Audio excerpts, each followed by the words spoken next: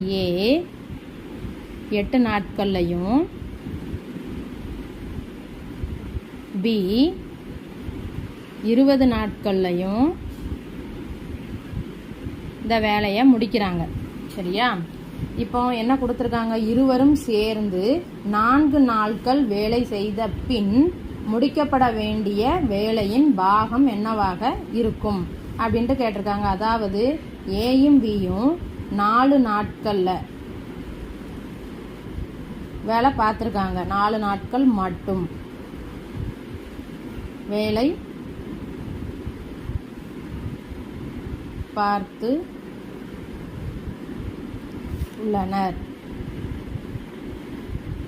இப்போ மிச்சம் இருக்கக்கூடிய வேலை இன் பாகம் அதை இப்போ ரிமைனிங் போர்ஷன் அதை மட்டும் நம்ம கண்டுபிடிக்க போகிறோம். ரிமைனிங் ஒர்க்கு என்னன்னு கண்டுபிடிக்க போகிறோம்.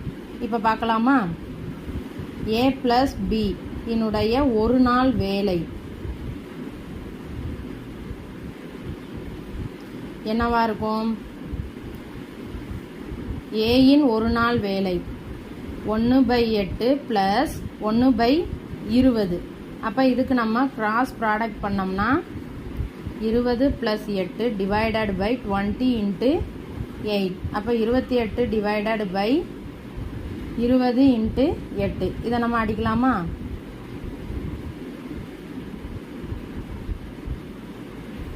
அப்போ 7/40.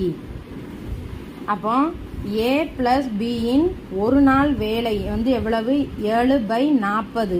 அதாவது ஏயும் பியும் சேர்ந்து ஒரு நாளில் செய்யக்கூடிய வேலை 7/40. சரியா? இப்போ என்ன கொடுத்துருக்காங்க? ஏ ப்ளஸ் பி சேர்ந்து 4 நாட்கள் மட்டும் வேலை பார்த்துருக்காங்க அப்படின்னு கொடுத்துருக்காங்க. அப்போ நம்ம இப்போ ஏ ப்ளஸ் பியின் 4 நாட்களின் வேலையை கண்டுபிடிச்சிடலாமா? எப்படி கண்டுபிடிக்கலாம்? ஏ ப்ளஸ் பியின் ஒரு நாள் வேலை 7/40னா 4 நாள் வேலை எவ்வளவு? 4 × ஒரு நாள் வேலை எவ்வளவு? 7/40.